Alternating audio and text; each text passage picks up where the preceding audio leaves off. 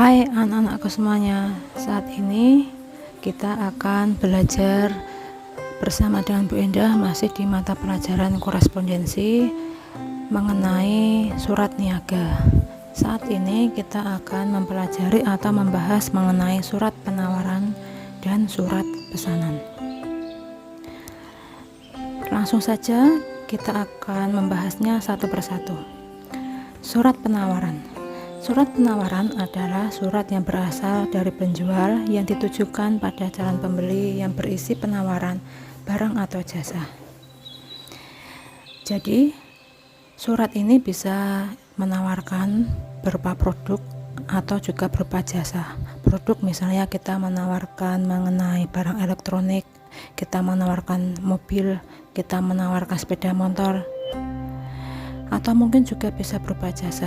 Kita menawarkan jasa atau keahlian yang kita miliki. Misalnya kita menawarkan keahlian kita sebagai seorang arsitek, kita menawarkan keahlian kita dalam wedding organizer dan lain sebagainya. Surat penawaran ini dibuat karena dua alasan, yaitu yang pertama dibuat atas inisiatif penjual karena adanya produk, barang atau jasa yang harus dijual. Kedudukannya lemah sehingga harus menggunakan bahasa yang menarik. Sebagai seorang penjual, kita harus proaktif di dalam mencari calon pembeli. Yang kedua, dibuat sebagai balasan dari surat permintaan penawaran yang isinya menerangkan hal-hal yang ditanyakan calon pembeli. Calon pembeli itu tertarik dengan produk atau jasa yang kita tawarkan sehingga dia membuat surat permintaan penawaran. Nah, kita membalasnya dengan surat penawaran yang dimana isinya adalah menjelaskan dari apa yang ditanyakan oleh pihak calon pembeli. Yang selanjutnya kita akan membahas bagaimana sih cara menyusun surat penawaran itu. Yang pertama, gunakan bahasa yang menarik agar timbul minat dari calon pembeli. Karena kita tujuannya adalah untuk menjual, jadi kita harus menggunakan bahasa-bahasa yang menarik agar ketika orang yang membaca surat kita tersebut, dia tertarik untuk membeli produk kita. Yang kedua, barang yang ditawarkan diperinci dengan disertai keterangan yang lengkap dan sebaiknya dilampiri gambar-gambar. Jangan sampai barang yang kita tawarkan itu tidak disertai dengan keterangan, karena nantinya orang yang membacanya pasti akan bingung. Kalau bisa, lebih bagusnya disertai dengan gambar-gambar. Jadi orang tidak hanya berupa khayalan menggambarkan seperti apa produk kita, tapi kita bisa langsung memberikan gambar-gambar atau melampirkan gambar-gambar ketika kita mengirimkan surat tersebut. Yang ketiga, merekomendasikan bahwa barang tersebut bermutu tinggi dan keharusan untuk memilikinya. Yang keempat, menjamin ketentuan harga, cara pengiriman, penyerahan barang, dan pelayanan yang menarik. Jadi kita juga harus menawarkan atau memberitahu pihak calon pembeli mengenai harganya itu berapa, cara pengirimannya bagaimana, penyerahan barangnya, dan juga pelayanan-pelayanan yang lainnya. Yang kelima, memberikan potongan harga yang menarik dengan syarat pembayaran yang mudah dan ringan. Potongan harga yang menarik, misalnya beli 2 gratis 1, atau mungkin misalnya DP-nya hanya 30%, sisanya bisa dicicil, atau hal-hal lainnya yang sekiranya bisa menarik minat calon pembeli. Yang keenam, mencantumkan sifat penawaran barang. Nah, sifat penawaran barang itu ada 3 macam. Yang pertama, penawaran bebas. Penawaran bebas ini apabila sewaktu-waktu terjadi perubahan harga barang, penjual tidak perlu memberitahukan terlebih dahulu. Misalnya, ketika barang ditawarkan, barang ada di harga 10.000. Nah, ketika dia mau membeli 1 bulan kemudian, harganya naik menjadi 11.000. Nah, kita tidak perlu memberitahu pihak calon pembeli bahwa harga tersebut sudah naik karena sifat penawarannya adalah penawaran bebas. Yang kedua, penawaran terikat atau penawaran tetap, yaitu apabila terjadi perubahan harga di kemudian hari, pembeli harus diberitahu terlebih dahulu. Ini berbeda atau berkebalikan dengan penawaran bebas. Jadi kalau misalnya kita menawarkan dengan harga 10.000, ketika terjadi kenaikan harga menjadi 11.000, kita harus memberitahukan pihak calon pembeli bahwa harga barang tersebut sudah mengalami kenaikan. Yang ketiga, penawaran berjangka. Penawaran yang hanya berlaku pada waktu-waktu tertentu, misalnya 1 bulan, 3 bulan, atau selama masa promosi. Jadi harga barang yang ditawarkan itu tidak berlaku selamanya, tetapi hanya berlaku di waktu-waktu yang tertentu. Selanjutnya kita akan membahas mengenai contoh surat penawaran. Di dalam buku kalian bisa kalian lihat di situ ada contoh surat penawaran. Surat penawaran ini berasal dari PT Alam Raya, Jalan Gajah Mada, Kafling 16, Jakarta Pusat. Surat ini ditujukan kepada PT Surya Kencana yang juga berada di Jakarta Barat. Halnya atau perihalnya mengenai penawaran mesin kantor. Dengan hormat, sesuai dengan surat permintaan saudara nomor 02/SK/10/11 yang kami terima pada tanggal 26 November 2011. Dengan ini kami menawarkan mesin-mesin kantor yang bermutu tinggi yang harus saudara miliki. Jadi surat ini adalah surat yang dibuat karena membalas dari surat permintaan penawaran. Ya, bisa dilihat di situ. Ada nomor suratnya dan juga tanggal suratnya. Selain harga barang-barang kami yang lebih murah, kami juga memberikan potongan harga yang menarik sebesar 20% untuk setiap pembelian 2 item barang. Nah, ini ya kita sebutkan promonya. Jadi di sini ada potongan harga sebesar 20% untuk setiap pembelian 2 macam barang. Cara pembayarannya dengan cash on delivery atau dibayarkan ketika barang sampai kepada pembeli. Cash on delivery yaitu si pembeli membayarkan ketika barang itu sudah diterima, atau biasa disebut dengan COD kalau bahasa yang sekarang. Berikut ini barang-barang yang kami tawarkan. Harga dapat berubah sewaktu-waktu tanpa pemberitahuan terlebih dahulu. Harga dapat berubah sewaktu-waktu tanpa pemberitahuan terlebih dahulu berarti sifat penawarannya adalah penawaran bebas. Nah, di situ disebutkan barang-barang yang ditawarkan. Ada yang pertama, mesin fotokopi merek Xerox, harganya 8 juta. Mesin faksimil merek Epson, harganya 2 juta. Mesin pemindai atau scanner merek HP, harganya 1 juta. Demikian surat penawaran ini kami kirimkan dengan harapan akan terjadi hubungan yang menguntungkan kedua belah pihak di kemudian hari. Atas perhatian saudara, kami sampaikan terima kasih. Hormat kami, Fania Gita Putri, jabatannya manajer pemasaran.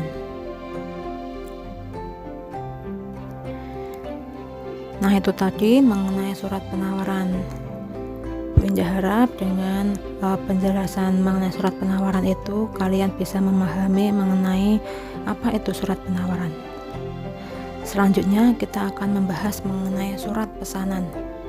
Setelah membuat surat penawaran, ya, alur selanjutnya adalah surat pesanan.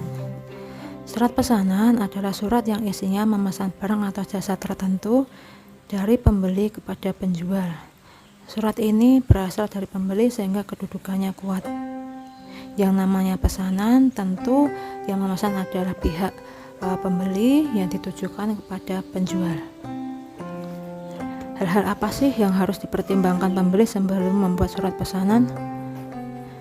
Yang pertama, apakah harga yang ditawarkan sesuai atau tidak? Dilihat harga yang ditawarkan itu mahal atau mungkin tidak sesuai dengan kondisi keuangan perusahaan. Yang kedua, apakah syarat-syarat yang ditawarkan dapat diterima atau tidak. Misalnya tadi pembayaran bisa COD atau mungkin pembayaran bisa dicicil, atau apakah harus tunai pembayarannya, atau mungkin barangnya harus diambil di tempat penjual ya. Jadi syarat-syarat yang ditawarkan bisa diterima atau tidak. Yang ketiga, apakah keadaan keuangan perusahaan mencukupi atau tidak ya, terutama keuangan perusahaan. Ketika kita mau membeli, tentu kita harus memiliki uang yang cukup, atau setidaknya kita mampu untuk nanti membayar dari barang yang akan kita beli tersebut. Yang keempat, apakah barang yang dipesan sesuai dengan kebutuhan. Jadi jangan sampai kita membeli atau memesan barang yang tidak kita butuhkan. Belilah barang yang sesuai dengan kebutuhan kita. Jadi uang yang kita keluarkan itu tidak sia-sia. Nah, hal-hal apa saja sih yang harus kita tuliskan di dalam membuat surat pesanan? Yang pertama, banyaknya pesanan. Banyaknya pesanan yaitu jumlah barang yang akan kita pesan. Misalnya 1 kodi kain batik. Ya, 1 kodi isinya 20 atau berapa 1 kodi? Atau misalnya 1 lusin isinya 12, atau mungkin kita membeli 25 komputer. Jadi kita sebutkan banyaknya pesanan yang kita butuhkan. Yang kedua, cara pembayaran. Cara pembayarannya misalnya akan kita transfer melalui bank, misalnya Mandiri atas nama siapa ya, atau mungkin kita akan bayarkan secara tunai ketika barang yang kita pesan tersebut sudah kita terima, atau cara-cara yang lainnya. Yang ketiga, kita sebutkan nama, jenis, tipe, dan ciri-ciri lain barang yang akan dipesan. Misalnya kalau kita akan memesan komputer, kita sebutkan misalnya komputer merek HP dengan spesifikasi ini, atau misalnya ketika kita mau memesan kain, kita sebutkan kita memesan kain batik yang warnanya merah, terus ukurannya misalnya setiap lembarnya 2 meter kali 1,5 meter, atau misalnya kita memesan kursi yang bahannya kayu jati, warnanya coklat ya, kita sebutkan sesuai dengan apa yang kita inginkan. Yang keempat, cara pengiriman atau cara penyerahan yang dikehendaki. Misalnya barang tersebut nantinya akan dikirimkan apakah melalui jasa pengiriman, kargo misalnya untuk barang-barang yang besar, atau pos, atau mungkin akan dikirimkan dengan armada dari pihak penjual, atau sebagai pihak pembeli kita mengambil sendiri barang tersebut di pihak penjual, atau seperti apa ya. Jadi dituliskan di situ. Yang kelima, waktu penyerahan atau waktu pengiriman yang diinginkan. Kita tuliskan juga di situ. Misalnya kita ingin agar barang tersebut kita terima sebelum Lebaran, atau mungkin maksimal barang tersebut kita terima sebelum bulan Maret atau akhir April ya. Jadi harus kita berikan waktu, karena nanti kalau misalnya tidak kita berikan waktu, mungkin nanti pengirimannya akan molor, tidak sesuai dengan apa yang kita butuhkan. Yang selanjutnya ada contoh surat pesanan. Surat pesanan seperti yang bisa kalian lihat di buku paket kalian ya. Surat pesanan ini berasal dari PT Nusa Jaya, Jalan Insinyur Juanda nomor 19 Jakarta. Ditujukan kepada Bapak Wiryansa, Direktur PT Sumber Rejeki, Jalan Pademangan nomor 14 Jakarta Utara. Perihalnya pesanan barang. Berdasarkan informasi dari salah seorang karyawan bagian pemasaran, kami ingin memesan barang-barang sebagai berikut. Ya, jadi untuk bagaimana cara kita mengetahui mengenai barang-barang yang ditawarkan oleh seseorang atau sebuah perusahaan, kita juga bisa dari informasi dari karyawan kita atau mungkin informasi dari rekanan kita. Jadi tidak harus informasi melalui surat penawaran, bisa jadi informasi melalui web, informasi melalui iklan di televisi atau iklan di surat kabar, ya. Jadi banyak sekali cara-cara penawaran, ya. Bisa juga melalui internet. Nah, di sini dijelaskan kami ingin memesan barang-barang sebagai berikut. Pertama, 8 unit lemari arsip 4 laci merek Lion. Harga per lemarinya 1.500.000, jadi dikalikan 4, 1.500.000 dikalikan 8, maaf bukan 4 ya, dikalikan 8. Terus yang kedua, 6 unit lemari arsip 2 laci merek Elite. Setiap unitnya harganya 800.000. Ya, jadi jelas di sini kita sebutkan 8 unit lemari arsip 4 laci merek Lion. Berbeda dengan yang di bawahnya, yaitu lemari arsip 2 laci merek Elite. Ya, jadi disebutkan spesifikasi dan juga mereknya. Yang ketiga, 20 unit kalkulator merek Casio tipe S2120. Karena Casio ini memiliki banyak sekali tipe, jadi kita sebutkan tipenya tipe yang mana. Terus yang selanjutnya, 4 unit komputer merek Toshiba. Ya, sebagaimana kita tahu, komputer juga mereknya banyak sekali. Ada Asus, ada Dell, Toshiba. Ya, kita sebutkan mereknya merek Toshiba. Terus di situ dijumlahkan diskonnya 10% seperti yang sudah disepakati. Nah, terus kita tuliskan juga jumlah yang harus dibayarkan. Pembayaran akan kami lakukan secara cash on delivery atau COD. COD itu apa? Tadi sudah kita bahas bahwa COD itu pembayaran akan dilakukan ketika barang yang dipesan sudah diterima. Ya, secara COD di kantor kami dengan alamat yang tertera pada kop surat. Kami harap sebelum tanggal 10 Oktober 2011 barang-barang tersebut telah kami terima. Jadi waktu penyerahannya kapan dituliskan, yaitu sebelum tanggal 10 Oktober. Jadi barang tersebut harus datang sebelum tanggal 10 Oktober 2011. Atas perhatian dan kerjasama saudara kami sampaikan terima kasih. Hormat kami, Mugianto SE, Manajer Perbekalan.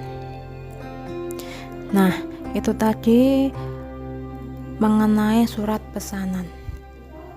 Ya, jadi hari ini kita sudah belajar, kita sudah membahas mengenai surat penawaran dan surat pesanan. Bu Indah harap dengan penjelasannya yang singkat ini kalian bisa lebih mengerti mengenai apa itu surat penawaran dan surat pesanan. Kalau misalnya ada pertanyaan, bisa kalian tanyakan kepada Bu Indah. Untuk pelajaran hari ini cukup sampai sekian ya. Terima kasih untuk kalian yang sudah mau mendengarkan penjelasan dari Bu Indah. Selamat siang, selamat sore, selamat beraktivitas untuk kalian semuanya. Sampai jumpa di materi yang berikutnya.